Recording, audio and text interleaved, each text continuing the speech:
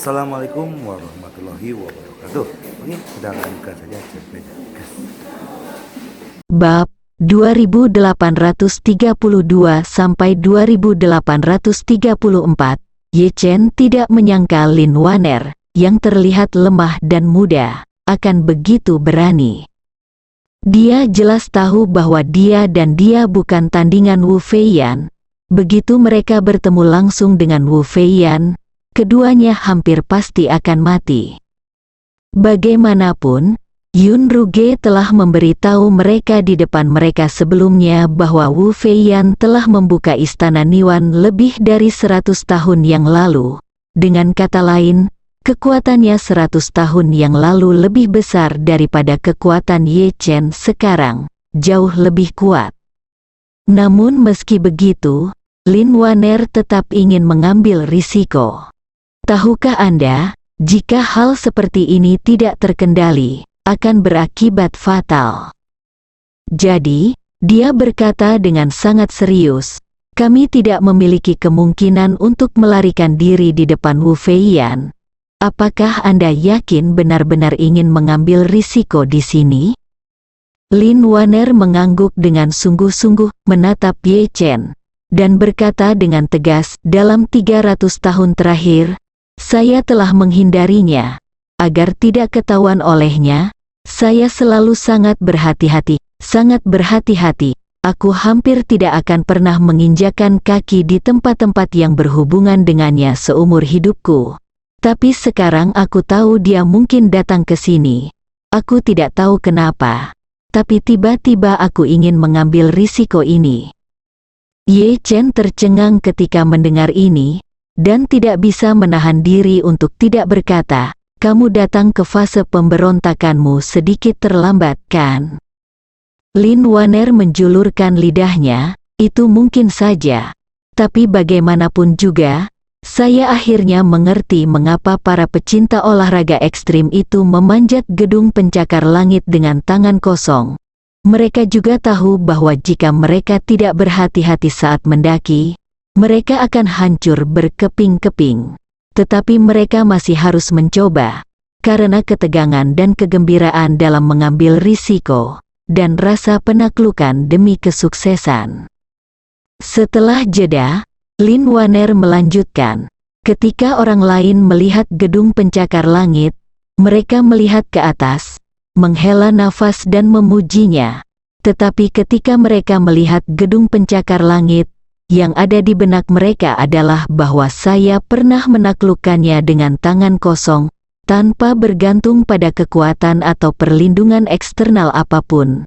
Menurutku rasa pencapaian bisa membuat mereka bahagia untuk waktu yang lama. Ye Chen merenung sejenak dan kemudian berkata, saya menyarankan Anda untuk mencoba tetap rasional. Jika keputusan ini salah, mungkin tidak ada kesempatan untuk memperbaiki kesalahan ini. Lin Waner menundukkan kepalanya dan mengerucutkan bibirnya, lalu mengangkat kepalanya dan berkata dengan penuh semangat, saya tahu diri saya sendiri. Dalam hidup ini, saya tidak akan pernah memiliki kemampuan untuk membunuh Wu Feiyan. Jika saya dapat menghindari dibunuh olehnya, ini sudah sukses besar. Tapi, meski aku tidak punya kemampuan untuk membunuhnya, setidaknya aku punya kesempatan untuk menantangnya dengan tindakan praktis hari ini. Bukankah dia, Wu Feiyan, selalu bermimpi untuk menangkapku, lalu mungkin dia tidak pernah bermimpi bahwa aku begitu dekat dengannya pada saat tertentu. Jika aku berhasil kali ini, maka aku akan memenangkan permainan kucing-kucingan dengan Wu Feiyan sekali dalam hidupku. Jika dia tidak menangkapku sampai dia meninggal, pada akhirnya aku akan menang. Selama aku menang kali ini, suatu hari nanti, aku pasti akan memberitahu dia bahwa aku, Lin Waner, tidak dikejar begitu saja olehnya, Wu Feiyan. Ketika hari itu tiba, aku juga akan memberitahu dia bahwa meskipun aku, Lin Waner, tidak berdaya, aku masih berani berbicara dan tertawa di depannya, Wu Feiyan. Jadi bagaimana jika dia kejam sepanjang hidupnya? Aku, Lin Waner, masih memukulinya? Melihat wajah Lin Waner yang penuh kegembiraan dan keinginan untuk mencoba, Ye Chen tiba-tiba memahami suasana hatinya. Ia bersembunyi dari Wu Feiyan selama lebih dari 300 tahun dan terus berlari selama lebih dari 300 tahun. Diperkirakan Lin Waner masih menjadi satu-satunya di dunia. Seperti yang dia katakan, dalam kehidupan ini, tidak mungkin dia mengandalkan kekuatannya untuk membalas dendam terhadap Wu Feiyan. Tetapi dia dapat menggunakan keberanian besar untuk menamparkan wajah Wu Feiyan. Berada di bawah hidung Wu Feiyan tanpa ketahuan mungkin merupakan cara terbaik baginya untuk menamparkan wajah Wu Feiyan sekarang. Oleh karena itu, Ye Chen juga sedikit tertular olehnya dan berkata, "Dalam hal ini, saya tidak perlu meminta orang untuk diam-diam berpura-pura diawasi.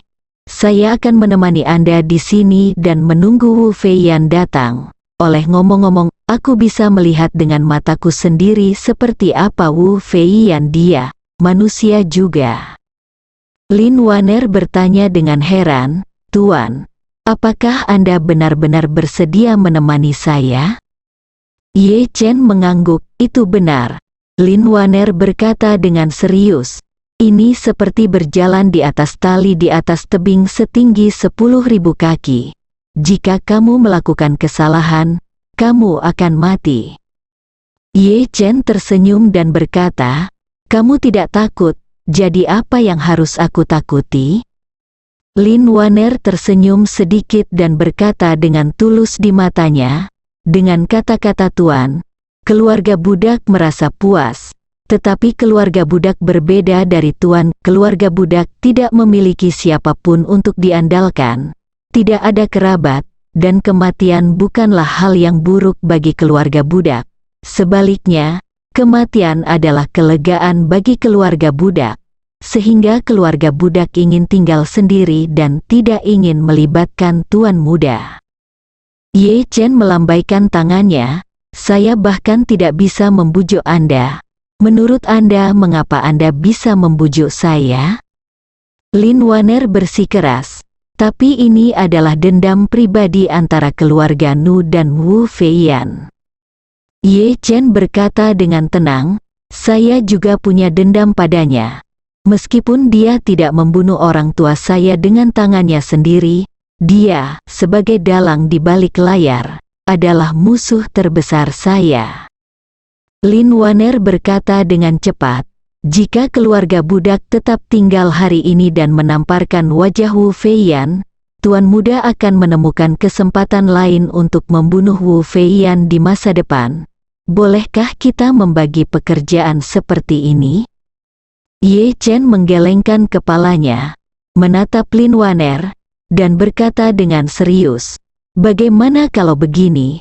Mulai sekarang, kamu akan bersamaku dalam segala hal yang berhubungan dengan Wu Feiyan. Hari ini aku akan menemanimu menamparkan wajahnya, dan di masa depan kamu akan menemaniku untuk mendapatkan takdirnya. Bagaimana menurutmu?" Lin Waner memandang Ye Chen dan tidak tahu harus berkata apa untuk sesaat. Gambar Ye Chen perlahan-lahan kabur di matanya, dan matanya basah oleh air mata. Dia menahan air matanya, tersenyum lembut, dan berkata, "Terima kasih atas cinta Tuan Muda. Mulai hari ini, keluarga budak dan Tuan Muda akan maju dan mundur bersama." Kota kuno Suanglang, Ye Chen dan Lin Waner yang mengenakan pakaian kapel tidak terburu-buru membeli perlengkapan, melainkan berjalan-jalan keliling kota terlebih dahulu. Meskipun kota kuno Suanglang tampaknya telah mengalami perubahan yang mengejutkan bagi Lin Waner, dia masih menemukan beberapa kenangan dari masa mudanya. Dia menemukan jembatan batu yang dia lalui ketika dia masih muda. Dia meraih tangan Ye Chen karena terkejut, dan berkata kepadanya dengan penuh semangat, "Sayangku, Aku berjalan melintasi jembatan ini beberapa kali ketika aku masih kecil. Ye Chen bertanya dengan heran, apakah kamu yakin ini jembatannya? Tentu, Lin Waner menarik Ye Chen ke jembatan batu biru. Di tengah jembatan batu, dia menunjuk ke lempengan batu biru yang terkelupas dan memperkenalkan kepada Ye Chen. Chip ini disebabkan oleh seekor kuda yang ketakutan. Pemiliknya adalah seorang tukang batu, dan dia datang untuk mengantarkan 2 patung batu ke rumah baru Suanglang, sang kepala suku. Akibatnya, kuda tersebut kesulitan untuk mencapai jembatan lengkung, sehingga tukang batu tersebut mencambuk kudanya beberapa kali. Kuda itu gelisah dan kukunya terpeleset, hampir terjatuh. Lalu dia berjuang untuk berlari ke depan seperti orang gila, membalikkan gerobak yang diseretnya, dan salah satu patung batu itu menabrak lempengan batu, meninggalkan celah seperti itu. Setelah mengatakan itu, Lin Waner menambahkan, kebetulan saya datang bersama kakek saya dari kota kuno Dali untuk memberi selamat kepada kepala suku di sini. Jadi saya kebetulan berada di jembatan dan melihat seluruh proses pembuatan kuda, ketakutan dan mendapat masalah. Saat Ye Chen mendengarkan penjelasannya, dia tidak bisa tidak membayangkan adegan yang dia gambarkan dalam pikirannya. Pada saat ini, kebetulan ada seorang gadis kecil berusia sekitar 7 atau 8 tahun, mengenakan hanfu, memegang manisan hau di tangannya, melompat-lompat di jembatan dengan langkah kecil. Ibunya mengikuti di belakangnya dengan tubuh membungkuk. Menggunakan telepon genggamnya dia berhenti untuk mengambil fotonya, sementara ayahnya membawa 2 tas, 1 besar dan 1 kecil, dan 2 minuman, mengikuti dengan santai. Lin Waner terus mengejar gadis kecil itu dengan matanya, dan senyuman muncul di wajahnya, dan dia berkata kepada Ye Chen, pada saat itu, aku sedikit lebih muda darinya. Saat dia mengatakan itu, Lin Waner mengedipkan mata ke arah Ye Chen sambil bercanda dan berkata, tetapi pakaian yang saya kenakan saat itu lebih indah dari miliknya. Nenek saya menyulamnya untuk saya dengan tangannya sendiri. Saya tidak dapat menemukan yang kedua di seluruh Yunnan Selatan, tidak seperti hanfu yang dikenakan oleh gadis-gadis muda saat ini. Sebagian besar terlihat sangat mirip dan tidak memiliki pesona hanfu sama sekali. Ye Chen teringat ketika dia bertemu Lin Waner di Eropa Utara. Hanfunya sangat elegan, jadi dia dengan penasaran bertanya padanya, saat aku bertemu denganmu di Eropa Utara hari itu, di mana kamu membeli pakaian yang kamu kenakan? Lin Waner tersenyum malu-malu dan berkata, pertama kali kita bertemu, rok sulaman krep yang saya kenakan dan bahu awan si Fang Xiangyun semuanya dibuat sendiri. Keterampilan menyulam merah saya pelajari dari nenek saya. Yang saya pelajari adalah milik saya, nenek meninggal lebih awal, dan saya hanya mempelajari sekitar 60 hingga 70% dari keahliannya. Dalam beberapa jam berikutnya, Ye Chen menemani Lin Waner dan berjalan-jalan di sekitar kota kuno. Setelah Lin Waner cukup berbelanja, mereka berdua menemukan toko perlengkapan luar ruangan dan membeli beberapa peralatan yang dibutuhkan untuk berkemah. Karena berpura-pura menjadi pasangan, mereka membeli tenda, alas tidur, kantong tidur ringan, dan lampu kemah. Selain itu, Ye Chen juga membeli 2 kursi lipat, 1 meja lipat, dan beberapa kebutuhan sehari-hari untuk mencuci. Ye Chen merasa bahwa karena dia ingin bermain trik di bawah hidung Wu Feiyan, dia harus menjalin hubungan baik dengan kelompok penggemar aktivitas luar ruangan sebelumnya yang berencana berkemah di Turtleback Mountain dan berintegrasi ke dalam lingkaran mereka, yang akan membuatnya lebih baik. Dirinya dan Lin Waner menutupinya. Jadi, Dia membeli lebih banyak minuman beralkohol kelas atas dan bahan-bahan segar, berencana untuk berkenalan dengan orang-orang itu ketika dia kembali. Dia berspekulasi bahwa jika Wu Feiyan datang ke Suanglang, kemungkinan besar waktu kedatangannya adalah dari malam ini hingga besok pagi. Kebetulan sekelompok orang sedang berkemah di sini malam ini, dan dia akan minum bersama mereka di malam hari. Dalam hal ini ngomong-ngomong, dia memperkirakan mereka tidak mungkin bangun pagi dan berangkat besok. Dengan lebih banyak orang, tentu saja akan ada lebih banyak perlindungan. Ketika mereka berdua kembali ke Turtle Back Mountain dengan peralatan yang dibeli, hari sudah menjelang malam. Rombongan pecinta alam terbuka yang datang lebih awal memanggil beberapa teman seperjalanan. Rombongan mendirikan 8 tenda, menikmati matahari terbenam sambil menyiapkan makan malam. Melihat Ye Chen dan Lin Waner kembali dengan membawa banyak perlengkapan, pemuda yang sebelumnya bernama Lao Hu berinisiatif berkata kepada mereka, "Saudara-saudara, kami baru saja mengatakan bahwa Anda mungkin tidak dapat datang. Tetapi aku tidak berharap kamu benar-benar datang." Ye Chen memandang Lin Waner di sampingnya dan berkata sambil tersenyum, "Tidak mungkin, pacarku bersikeras untuk berkemah, jadi aku hanya bisa menemaninya." Orang tua itu menunjuk ke ruang terbuka di sebelah 8 tenda dan berkata sambil tersenyum, "Kami secara khusus memasang tenda sedikit lebih padat untuk memberikan ruang bagi Anda. Anda dapat mendirikan tenda di sana. Kami berencana untuk menyalakan api untuk memanggang tusuk sate. Nak, ayo kita makan bersama nanti." Ye Chen mengangguk dan berkata sambil tersenyum, "Terima kasih, sobat." Setelah itu, dia mendatangi kerumunan, menyerahkan tas tangan berisi anggur kepada Hu Tua, dan berkata sambil tersenyum, "Awalnya aku berencana untuk makan bersamamu. Jadi aku secara khusus membeli beberapa botol anggur, dan kita akan minum bersama di malam hari." Hu Tua tertawa, mengeluarkan gitar akustik dari rumput di sebelahnya, dan berkata dengan riang, "Oke, ayo kita minum dan makan daging bersama di malam hari. Setelah makan malam, kita akan mengadakan pesta api unggun. Kami tidak takut mengganggu orang-orang di gunung besar ini. Kamu bisa melakukan itu, minumlah dan bernyanyilah sepuasnya." Menghadapi undangan dari pemuda yang dikenal sebagai Lao Hu, Ye Chen langsung setuju dan berkata sambil tersenyum, "Dalam hal ini, kami tidak akan sopan kepada Anda." Lao Hu tersenyum dan berkata, "Hei, kamu harus sopan. Kita semua adalah teman dari seluruh dunia. Saling menjaga juga merupakan tradisi yang baik bagi kita sebagai teman perjalanan."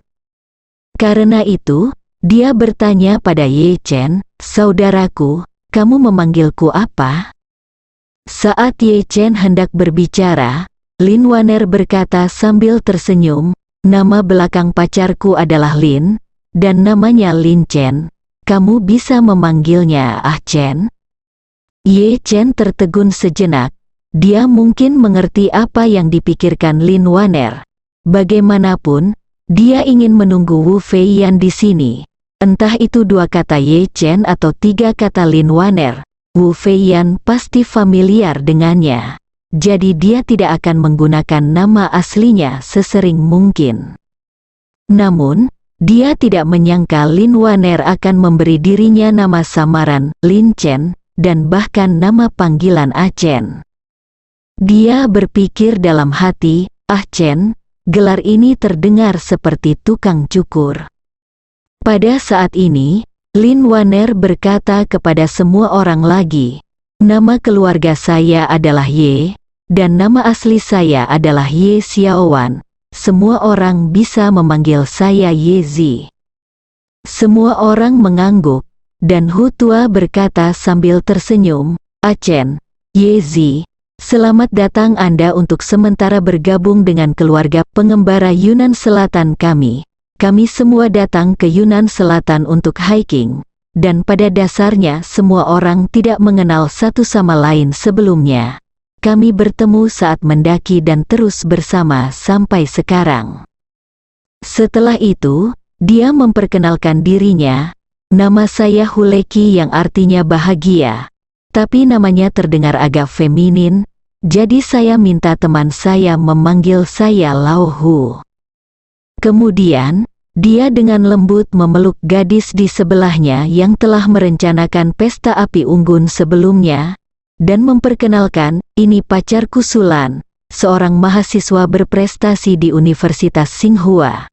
Kami bertemu dalam pendakian ini dan berkumpul. Setelah Huleki memperkenalkan semua orang satu persatu, dia menawarkan diri dan berkata, "Ah Chen, menurutku kamu jarang pergi hiking dan berkemah. Bagaimana kalau aku membantumu mendirikan tenda dulu?" Ye Chen berterima kasih, "Terima kasih, sobat, saya akan melakukannya sendiri sebentar lagi. Seharusnya tidak ada masalah." Huleki berkata dengan serius, "Jika ada yang ingin Anda katakan, katakan saja, jangan sopan." Ye Chen mengangguk dan berterima kasih padanya, merasa agak malu di dalam hatinya. Karena hanya dia yang tahu bahwa orang-orang ini menganggapnya sebagai teman biasa, tetapi dia perlu menggunakan mereka untuk menutupi dirinya dan Lin Waner, yang agak tidak etis. Anak muda yang gemar beraktivitas di luar ruangan umumnya sangat ramah dan berpikiran terbuka. Mereka pada dasarnya adalah tipe dengan banyak atribut sosial. Terlebih lagi, anak muda ini sangat antusias dengan Ye Chen dan Lin Waner, jadi semuanya segera mulai mengobrol dengan lancar. Huleki adalah pemimpin yang sangat cakap dalam kelompok orang ini, dan terlihat bahwa semua orang diyakinkan olehnya. Melihat bahwa dia tidak terlihat terlalu tua, Ye Chen bertanya kepadanya dengan rasa ingin tahu, "Hu tua, apakah kamu seorang pelajar atau sudah bekerja?" Huleki mengangguk dan berkata, "Saya masih pelajar. Saya pernah belajar di Amerika Serikat sebelumnya dan saya seorang Tionghoa Amerika. Ini liburan musim panas, jadi saya ingin kembali ke Tiongkok untuk pergi hiking dan menikmati sungai dan gunung yang indah dari tanah airku." Setelah mengatakan itu, Huleki menambahkan, "Kami pada dasarnya semua adalah mahasiswa. Sun Jing, Ma Lin Chao dan saya semua belajar di Amerika Serikat, Sulan dan Xiaobo dari Universitas Tsinghua, Hai Peng dan Li Jin dari Universitas Peking. Dan di sana apakah ada kalian berdua yang belajar di Inggris dan Kanada?" Ye Chen berkata dengan santai, "Kami adalah teman sekelas SMA. Ketika kami di sekolah menengah, kami hanya berhubungan seks dan tidak belajar dengan giat. Akibatnya, kami tidak masuk universitas manapun. Kemudian, kami pergi ke Yanjing untuk temukan universitas swasta yang tidak memerlukan nilai. Setelah 2 tahun belajar, saya berhenti sekolah sebelum saya lulus." Lin Waner memandang Ye Chen dengan kesal, dan memprotes dengan marah di dalam hatinya, "Tuan muda, kata-kata ini berarti bahwa puluhan atau ratusan derajat yang telah diambil oleh keluarga budak selama bertahun-tahun telah sia-sia." Faktanya, alasan mengapa Ye Chen mengatakan ini adalah untuk menciptakan kesan subjektif kepada orang-orang ini bahwa dia dan Lin Waner adalah siswa yang buruk. Jika tidak, jika semua orang benar-benar membicarakan topik universitas, mereka berdua akan dengan mudah terekspos. Tidak peduli apa, dari universitas mana Anda lulus atau belajar, setelah orang-orang ini mempunyai kenalan di sekolah yang Anda sebutkan, mereka mungkin tidak dapat melanjutkan percakapan. Dan jika Anda mengatakan bahwa Anda adalah lulusan perguruan tinggi burung pegar, hal itu akan menimbulkan perasaan bawah sadar pada orang-orang tersebut, membuat mereka berpikir bahwa mereka lebih rendah dari sekolah, sehingga dengan sendirinya mereka akan mencoba menanyakan sesedikit mungkin pertanyaan dan menyebutkan sesedikit mungkin yang berhubungan dengan perguruan tinggi, topik sebanyak mungkin, risiko paparan dapat dihindari. Benar saja, begitu Ye Chen mengatakan bahwa dia dan Lin Waner bahkan belum menyelesaikan kuliah di Universitas Peisen, orang-orang ini segera mengerti dan tidak bertanya lagi tentang sekolah tersebut. Hu Leki juga takut Ye Chen dan Lin Waner akan merasa rendah diri karena masalah sekolah, jadi dia tersenyum dan berkata, "Sebenarnya, tidak masalah apakah kamu kuliah di universitas yang bagus atau tidak, atau bahkan kuliah. Sebagai manusia, menjalani hidup bahagia adalah hal yang paling penting." Benar, pacar Hu Leki, Sulan, setuju. Belajar sebenarnya cukup membosankan. Orang tua saya mulai membesarkan anak-anak saya di taman kanak-kanak dan terus membesarkan saya sampai saya diterima di Universitas Tsinghua. Mereka juga mempersiapkan saya untuk pergi ke Harvard untuk sekolah pascasarjana. Akhirnya saya mendapat pemberitahuan masuk dari Harvard seperti yang saya inginkan pada paruh pertama tahun ini. Alhasil, saya baru memesan tiket pesawat ke Amerika bulan ini ketika saya didiagnosis mengidap glioma. Itu juga tumbuh di batang otak dan tidak bisa dioperasi. Saya tidak tahu apakah saya akan selamat. Suatu hari, mereka akhirnya menyadari bahwa bayi ayam tidak sepenting menjaga kesehatan anak-anak mereka. Lin Waner mendengar kata-katanya dan bertanya dengan heran, "Kamu menderita glioma?" "Iya." Sulan mengangguk dan berkata dengan tenang, "Tingkat kejadiannya kurang dari 1 dalam 10.000, tapi saya masih tertabrak." Hu Leki juga tersenyum dan berkata, "Situasi saya mirip dengan Sulan. Saya didiagnosis menderita kanker paru-paru stadium akhir tahun lalu, dan itu juga kanker paru-paru sel kecil. Saya tidak pernah merokok sejak saya masih kecil, dan saya bahkan belum pernah menyentuh ganja, yang merajalela di Amerika Serikat. Akibatnya dia menderita kanker paru-paru stadium lanjut, dan tidak ada pengobatan yang baik. Jadi sebaiknya dia menikmati hidup sepenuhnya." Lin Waner tanpa sadar berkata, "Kanker paru-paru sel kecil stadium lanjut juga dapat diobati dengan radioterapi dan kemoterapi. Dengan obat-obatan yang ditargetkan, juga dapat memberikan efek terapeutik yang relatif baik. Jangan menyerah pada diri sendiri." Hu Leki tersenyum dan berkata, "Saya belum menyerah pada diri saya sendiri. Saya awalnya datang ke China dari Amerika Serikat karena saya ingin berpartisipasi dalam uji klinis pil Jiuxuan Zhaizhou dari Jiuxuan Pharmaceutical. Dikatakan bahwa obat ini memiliki pengobatan yang baik untuk hampir semua jenis kanker. Oleh karena itu, dokter juga menyarankan agar saya mencobanya untuk melihat apakah saya bisa mendapatkan kuota. Tetapi setelah saya datang ke sini, saya menemukan bahwa persaingan untuk mendapatkan kuota ini terlalu besar. Galak, belum lagi yang lainnya, bahkan James Smith, mantan direktur FDA tidak ada cara untuk mendapatkan tempat untuk putranya. Apalagi orang biasa seperti saya." Sulan di samping berkata, "Bukan itu yang saya katakan. Alokasi kuota di Jiuxuan Pharmaceutical tidak didasarkan pada siapa yang kaya dan berkuasa, tetapi siapa yang lebih membutuhkan pengobatan. Mereka yang mendaftar untuk uji klinis semuanya adalah pasien kanker tanpa kecuali. Setidaknya 30% dari mereka dinyatakan oleh dokter memiliki harapan hidup kurang dari setengah tahun. Ada ratusan pasien dengan kanker pankreas stadium lanjut saja, dan banyak dari pasien tersebut adalah anak-anak. Orang-orang seperti kita yang berusia 20-an adalah hampir sangat muda, sulit mendapatkan tempat." Ye Chen bertanya dengan rasa ingin tahu, "Sulan, Apakah Anda juga mendaftar untuk uji klinis Jiuxuan Pharmaceutical? Sulan mengangguk dan berkata, saya ikut, tetapi saya tidak bisa dipilih. Mekanisme peninjauan Jiuxuan Pharmaceutical agak mirip dengan kompetisi. Pertama, kami membandingkan siapa yang sakit paling parah.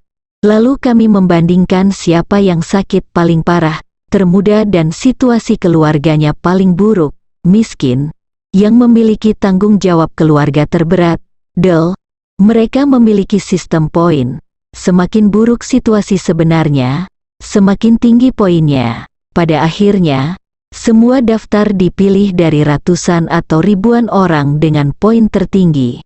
Sama seperti poin yang diselesaikan. Logikanya hampir sama. Saya hanya menepisnya di babak pertama. Ye Chen tidak terkejut dengan hal ini. Karena pada dasarnya dialah yang memberikan pedoman untuk aturan ini, dan Wei Liang bertanggung jawab atas penerapan sebenarnya. Pil Jiu Xuan Zai Zhao pada dasarnya adalah versi encer dari pil penyebar darah dan penyelamat jantung. Benda ini hanya dapat dibuat dengan sendirinya di dunia, dan memerlukan energi spiritual sebagai biaya untuk memurnikannya. Tidak mungkin untuk dicapai produksi massal, itu hanya menyelesaikannya dengan sendirinya. Sebuah batu loncatan untuk membuka pintu FDA. Dan Ye Chen juga tahu betul di dalam hatinya bahwa dia bukanlah Tuhan atau Bunda Suci. Ada terlalu banyak pasien kanker di dunia, dan dia sendiri tidak bisa menyelamatkan mereka. Jadi dia hanya bisa menyelamatkan beberapa dari mereka sesuai kemampuannya, dan jumlahnya masih sangat kecil. Karena untuk menyelamatkan sekelompok kecil orang ini, tentu saja tidak mungkin bagi siapapun yang memiliki uang untuk mendapatkan kuota, jadi Ye Chen meminta Wei Liang untuk menyelamatkan hanya kelompok yang paling menderita. Mereka mungkin belum pernah merasakan keberuntungan atau mendapatkan bantuan apapun dalam hidup mereka. Tetapi di saat kritis antara hidup dan mati, Jiuxuan Pharmaceutical masih dapat memberi mereka kesempatan untuk melakukan serangan balik. Oleh karena itu, dari sudut pandang Ye Chen, dia lebih cenderung membiarkan Wei Liang menyelamatkan pasien kanker stadium akhir yang telah hidup dan menderita selama 20 tahun daripada menyelamatkan pasien yang telah tinggal di keluarga kelas menengah selama 20 tahun, putra terbaik tahun ini. Dengan nada ini, Hu Leki dan Su Lan pada dasarnya tidak memenuhi syarat untuk dipilih. Saat ini, salah satu teman perjalanan berkata dengan marah, saya tidak tahu apa yang dipikirkan bos Jiuxuan Pharmaceutical. Mengapa dia tidak memprioritaskan penyelamatan talenta seperti Anda yang berguna bagi masyarakat? Sulan menertawakan dirinya sendiri dan berkata, kami hanya membaca lebih banyak buku, yang mungkin tidak terlalu berguna bagi masyarakat. Selain itu, wajar jika dokter mengobati penyakit dan menyelamatkan orang, serta menyelamatkan pasien yang sakit kritis terlebih dahulu. Anda tidak bisa membiarkan saya hanya karena saya mempunyai tingkat pendidikan yang tinggi mengantre. Hu Leki tersenyum dan berkata, hei, saya sangat memahaminya. Dikatakan bahwa James Smith dari FDA berhenti dari pekerjaannya dan bekerja sebagai badan amal di Jinling untuk waktu yang lama. Pada dasarnya, dia menginvestasikan semua kekayaannya di dalamnya. Dia belum menyerah, dan itu sama saja. Sebagai imbalan karena tidak memberikan kesempatan kepada putranya, orang-orang dari Jiuxuan Pharmaceutical juga mengatakan bahwa meskipun putranya sakit parah, ada lebih banyak anak yang sakit parah daripada putranya. Seseorang di antara kerumunan itu bertanya dengan heran, kepala FDA AS berhenti dari pekerjaannya dan pergi ke Jinling untuk melakukan amal? Ya, Hu Leki mengangguk dan berkata, saya berbicara dengan kakak laki-laki tertua itu, dan dialah yang paling menderita.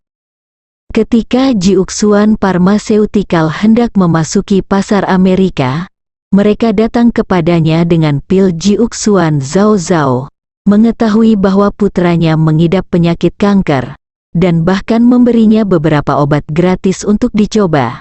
Namun dia selalu merasa bahwa obat-obatan Kampo tidak dapat diandalkan dan tidak memiliki dasar ilmiah, dan dia tidak dapat hidup atau mati, merasakan dan mencoba mencari orang lain. Mereka menyerah pada pil Jiuxuan Zai Zhao, memasuki pasar AS. Berbicara tentang ini, Huleki menghela nafas dan berkata, kalau begitu saya tidak punya pilihan. Anak saya tidak bisa sembuh di Mayo Clinic. Saya hanya bisa pergi ke Jinling untuk mencoba keberuntungan saya. Saya kira dia ingin tulus dan menang emas batangan. Ye Chen tidak menyangka bahwa saat berkemah di pegunungan di selatan Yunan, dia akan bertemu dengan dua pasien kanker muda. Ia bahkan tidak menyangka kedua orang ini sebenarnya ingin berangkat ke Jinling untuk mengikuti uji klinis Jiuxuan Pharmaceutical, namun keduanya ditolak. Yang paling mengejutkannya adalah Huleki sebenarnya mengenal James Smith.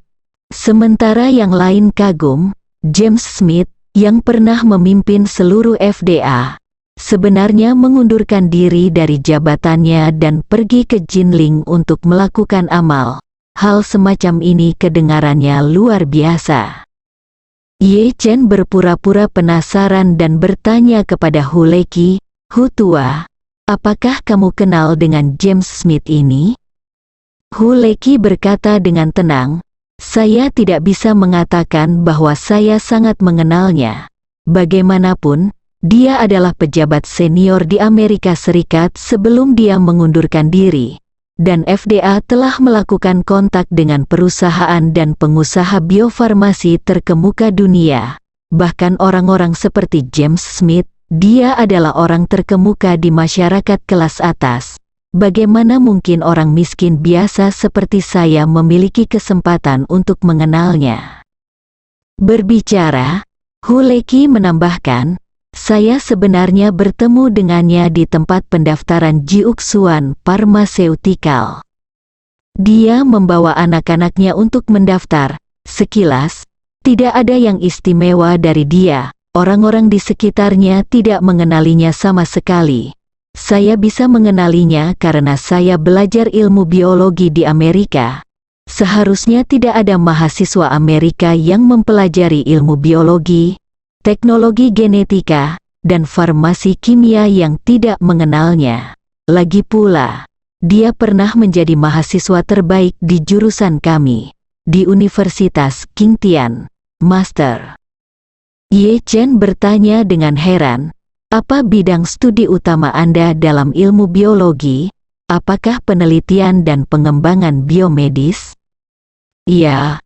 Huleki mengangguk dan berkata, "Jurusan saya adalah biokimia, dan saya berencana pergi ke perusahaan farmasi setelah lulus untuk berpartisipasi dalam pengembangan obat kemoterapi generasi baru."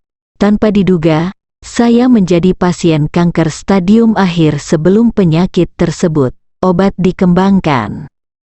Saat dia berbicara, Huleki tersenyum dan menghela nafas.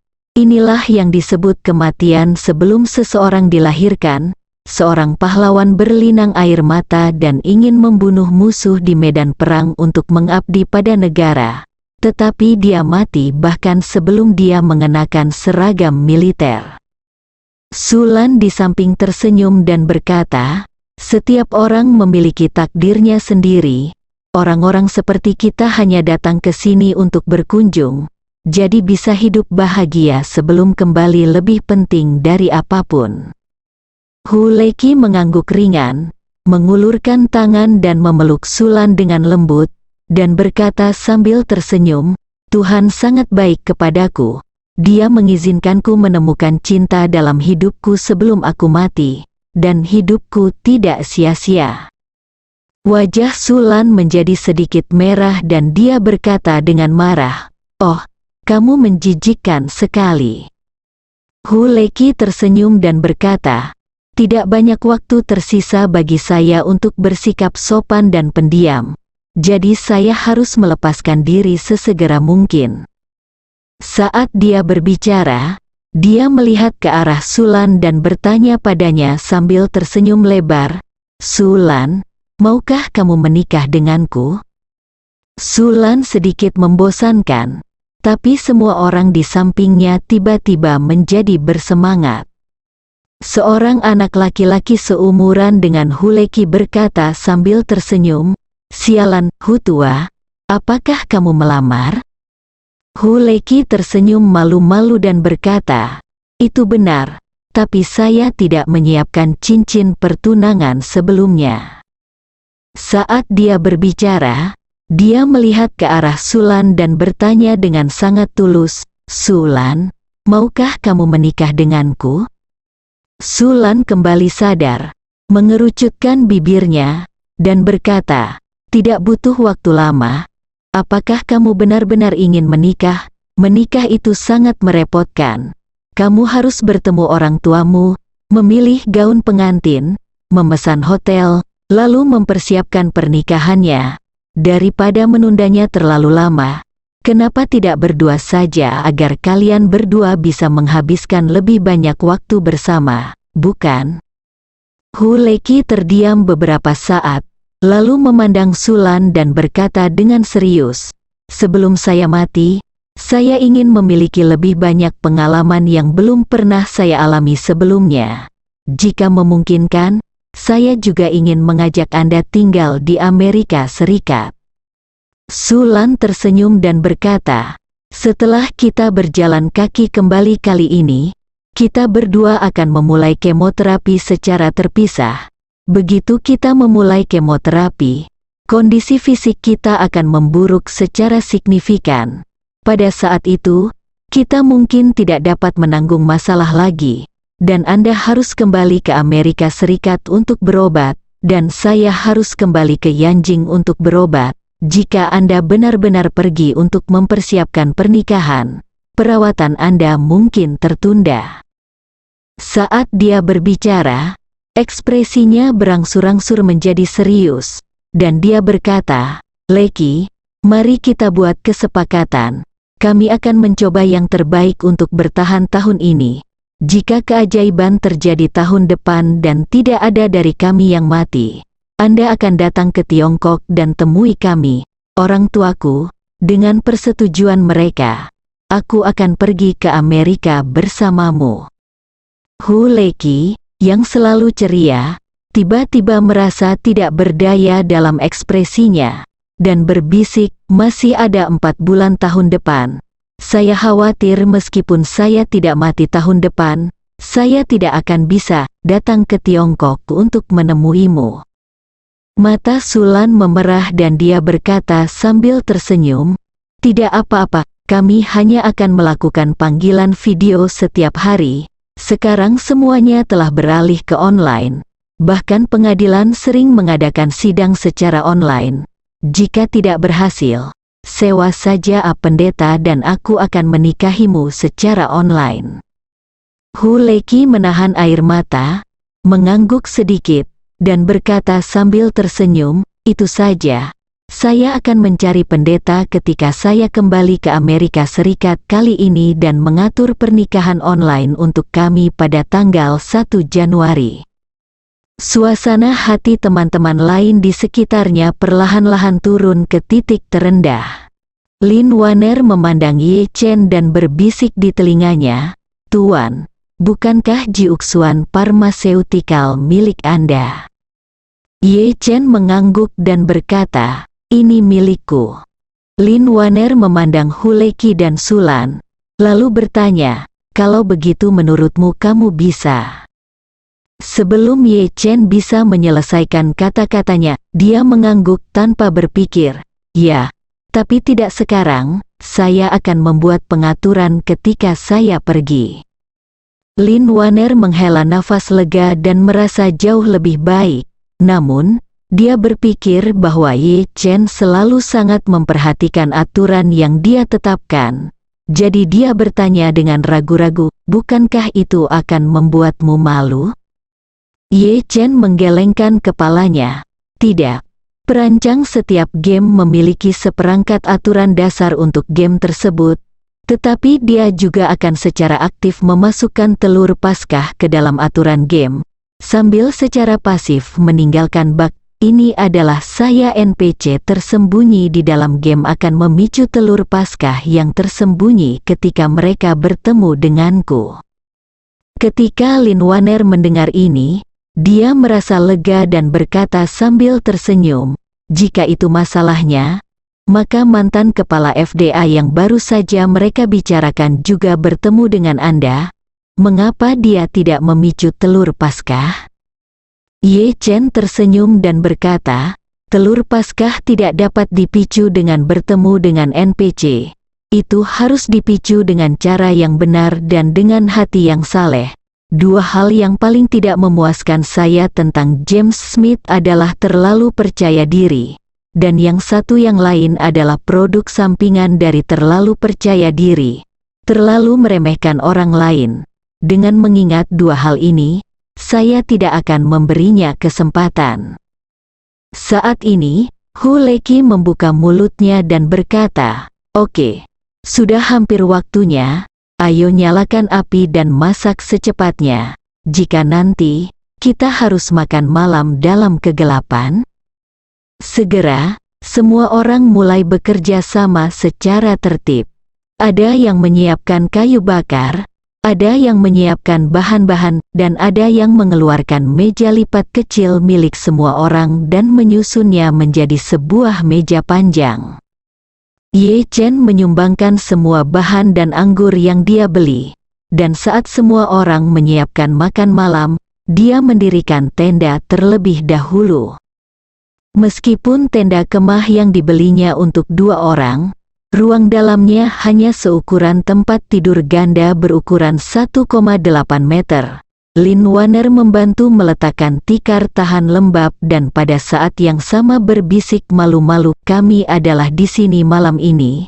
Apakah kamu tidak akan tidur di sini?" Ye Chen mengangguk dan berkata, "Mari kita lihat kapan Wu Feiyan muncul. Jika dia tidak muncul, kita akan membiarkan alam mengambil jalannya." Lin Waner bertanya lagi, "Bagaimana jika Wu Feiyan muncul setelah semua orang pergi tidur? Kalau begitu, kita tidak bisa menyelinap keluar dan memata-matai dia, kan? Kalau begitu, dia pasti akan segera mengetahuinya." Ye Chen tersenyum dan berkata, "Jangan khawatir, saya siap. Saya telah mencampurkan energi spiritual ke dalam anggur. Semua orang akan sangat bersemangat malam ini dan tidak akan merasa lelah. Pesta api unggun ini mungkin tidak akan berlangsung sampai besok pagi. Nah, jika Wu Feiyan terbang ke Myanmar dengan tergesa-gesa, maka dia pasti tidak akan membuang waktu ketika dia datang dari Myanmar. Dia harus tiba sebelum besok pagi." Bersambung.